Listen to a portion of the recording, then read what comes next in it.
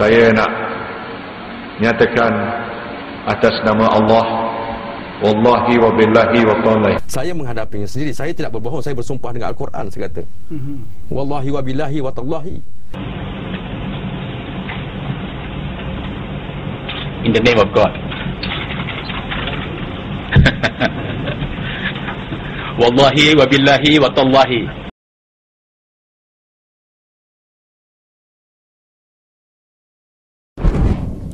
Mubahalah atau sumpah laknat hanya perlu dilakukan selepas proses perundangan dijalankan. Itu rumusan Majlis Fatwa Kebangsaan selepas beberapa tokoh agama tampil dengan pelbagai pandangan mengenai lafaz sumpah Muhammad Saiful Buhari Azlan yang mendakwa diliwat Datuk Seri Anwar Ibrahim. Menurut Menteri di Jabatan Perdana Menteri, Datuk Seri Dr. Ahmad Zahid Hamidi, sumpah perlu membabitkan yang dituduh dan menuduh, tetapi tidak semestinya di masjid. Soal jawatan, cumanya ia jadi sama ada menggunakan Quran ataupun dengan mengangkat tangan atau di masjid atau di mahkamah ataupun di tempat-tempat yang ditentukan, itu adalah soal-soal teknikal yang tidak ada perbezaan pendapat di kalangan mereka. Tidak. Prinsipnya setelah proses perundangan itu dilakukan. Katanya lafaz sumpah itu dibuat apabila satu pihak merasa dirinya tidak terbela dan teraniaya selepas dibawa ke pengadilan. Namun apa yang telah dilakukan oleh Saiful Bahari itu mungkin sesuatu yang telah dilakukan atas rasa dirinya mahu membersihkan imej dan namanya. Beliau berkata demikian selepas mempengerusikan mesyuarat khas dengan jawatan kuasa Majlis Fatwa Kebangsaan di Kuala Terengganu.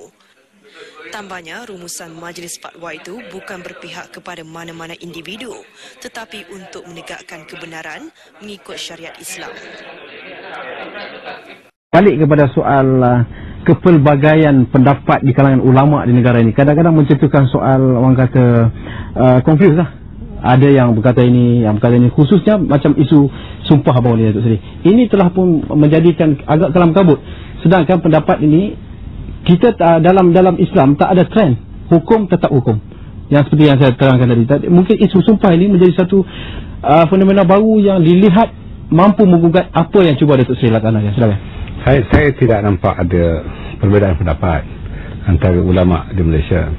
Dan saya kebetulan pada 26 bulan lalu saya mengadakan pertemuan khas dengan semua mufti-mufti dan juga anggota Majlis Fatwa Kebangsaan di Kuala Terengganu. Apa yang dilontarkan oleh mereka ialah sumpah itu tidak salah.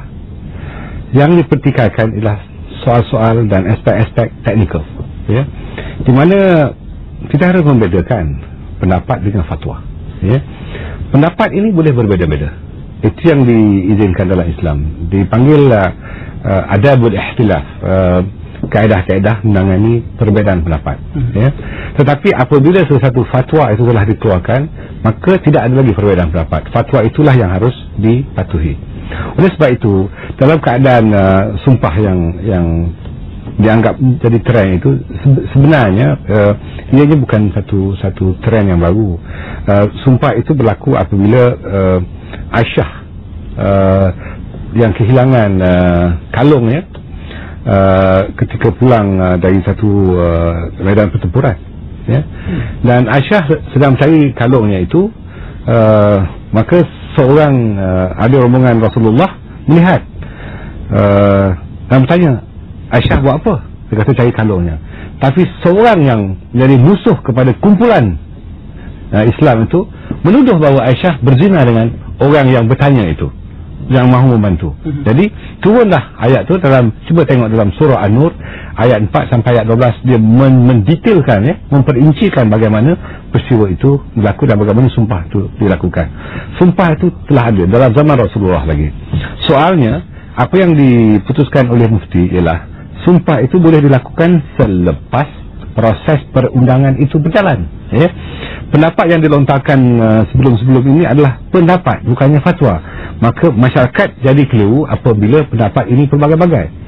Jadi apa yang telah saya lakukan, di dalam majlis dalam mesyuarat khas majlis fatwa itu, saya telah dinasihatkan oleh semua mufti-mufti dan ahli majlis fatwa bahawa sumpah tidak salah, tetapi kaedahnya, ya, saya ulangi, selepas selesai proses mahkamah. Dalam kali ini saya fikir dari segi jangka panjangnya, majlis fatwa hendaklah mengatasi permasalahan itu bukan apabila ianya timbul. Maka dari segi pentadbiran Islam yang telah Allah melaknat orang-orang yang bersumpah, cakap sikit sumpah, cakap sikit sumpah, cakap sikit sumpah, walaupun sumpahnya betul, dia tak boleh kita bersumpah.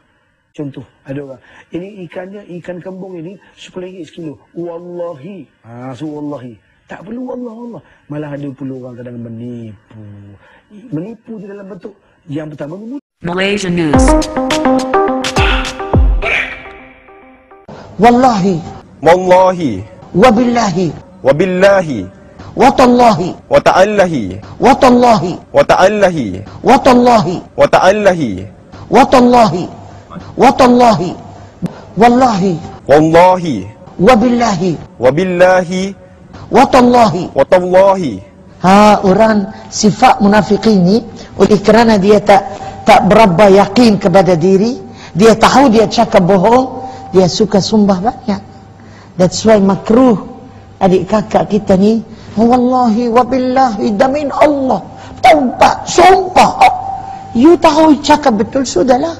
Tak bayar.